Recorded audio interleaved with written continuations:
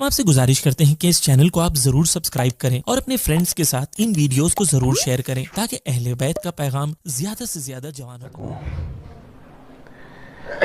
ہم سب کے سب بلاؤں میں مبتلا ہوتے ہیں، سب کے سب۔ کوئی ایسا نہیں ہے کہ جس کے اوپر بلائیں نازل نہیں ہوتی ہیں۔ یہ بلائیں، یہ آزمائشیں، یہ مصیبتیں جو ہمارے اور آپ کے اوپر نازل ہوتی ہیں، میں پھر سے ایک بار ریکویسٹ کر رہا ہوں، یہ وہ سبجیکٹ ہے جو عام طور سے ہمارے ہاں ممبروں پر اسے موضوع نہیں بنایا جاتا ہے۔ میں کوشش کرتا ہوں ایسے سبجیکٹ پر بات کروں جن سبجیکٹ سے روزمرہ کا ہمارے نوجوانوں کا لینا دینا، روزمرہ ایک پریشانی اس کو ہوتی ہے، وہ فوراً خدا سے کہتا ہے معبود یہ پریشانی کیوں آ گئی مجھے؟ کہتے ہیں نا، میں تو حدیث کیسا بھی کرتا ہوں، میں تو مجلس بھی کرتا ہوں، میں تو نماز بھی پڑھتا ہوں، میں تو مومن بھی ہوں، میں تو فلاں بھی ہوں، میرے ساتھ ایسا کیوں ہو گیا؟ دیکھیے، یہ جتنی بھی پریشانیاں، یہ جتنی بھی بلائیں انسان کے اوپر نازل ہوتی ہیں نا، ان کے بہت سارے اسباب ہیں۔ ان میں سے ایک سبب تو خود میں ہوں۔ میرے اوپر کوئی مصیبت آئی، اس کا سبب میں ہوں۔ پہلے مرحلے میں میں اتنی تیز گاڑی چلا رہا تھا کہ ایکسیڈنٹ ہونا ہی تھا، تو میں ہی سبب تھا نا۔ یہ جو مصیبت میرے اوپر نازل ہوئی ہے، اس کا سبب میں تھا، اس کا سبب خدا نہیں ہے۔ ہاں، اس کے اذن سے ہی ہوتا ہے سارا کام، لیکن وجہ میں تھا۔ لیکن ایک مرتبہ آپ کی کوئی غلطی نہیں ہوتی، کوئی غلطی نہیں ہوتی۔ اگر آپ ایک دکاندار ہیں تو آپ نے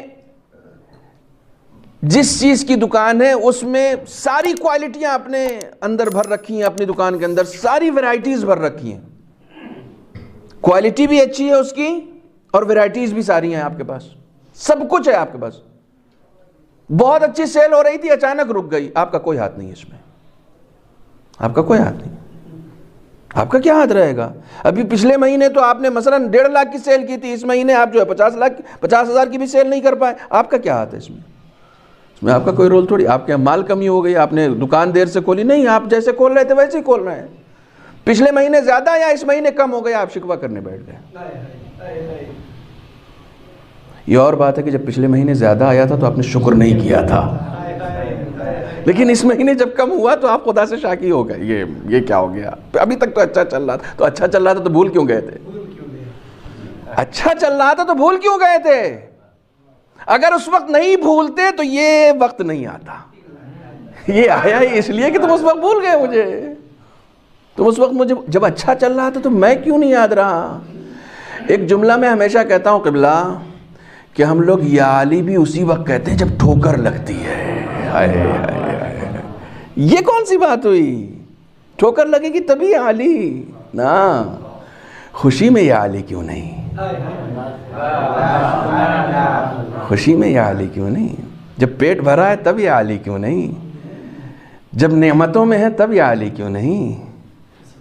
صرف مصیبتوں میں یا علی کیوں؟ یہی حال خدا کا بھی ہے، یہی حال خدا کا بھی ہے۔ اسی وقت زیادہ یاد آتا ہے جب ہم مصیبتوں میں ہوتے ہیں۔ وہ یہ چاہتا ہے جب تم نعمتوں میں رہو تب مجھے یاد رکھو، ٹھیک ہے؟ تو ایک مرتبہ تو مصیبت خداوند عالم کی طرف سے ہو۔ اکثر جو 3-4 موارد ہیں اس میں اکثر یہ ہوتا ہے کہ یہ مصیبتیں خدا کی طرف سے ہی ہوتی ہیں۔ ایک مرتبہ تو ہمیں غفلت سے بیدار کرنے کے لیے ہوتی ہیں، ہم غافل ہو چکے ہوتے ہیں تو خداوند عالم چاہتا ہے ذرا سا جاگو، ہے نا؟ مولوی صاحب جگانے کے لیے صلوات پڑھوا دیتے ہیں، خدا مصیبت میں گرفتار کر لیتا ہے۔ ایک اچھا خاصا ٹھیک ٹھاک چل رہا تھا، بچہ بیمار ہو گیا۔ ارے کچھ نہیں تھا، کل تک ٹھیک تھے، ایک موت آ گئی، گھر میں ایک موت ہو گئی، رزق میں تنگی آ گئی۔ جو گناہ کیا ہی نہیں اس کے بارے میں شہرت ہو گئی، جو خرابی میرے اندر نہیں ہے اس کی شہرت ہو گئی۔ معبود یہ گناہ تو میں نے کیا ہی نہیں ہے، میں اس طرح کا تو ہوں نہیں، پھر میرے بارے میں لوگ ایسی ایسی باتیں کیوں کرتے ہیں؟ تم اس وقت کو یاد کرو جو خوبیاں تمہارے اندر نہیں تھیں لیکن لوگ اس کے بارے میں بات کرتے تھے کہ دیکھو کتنا اچھا ہے، تو تم نے اس وقت میرا شکر نہیں ادا کیا نا۔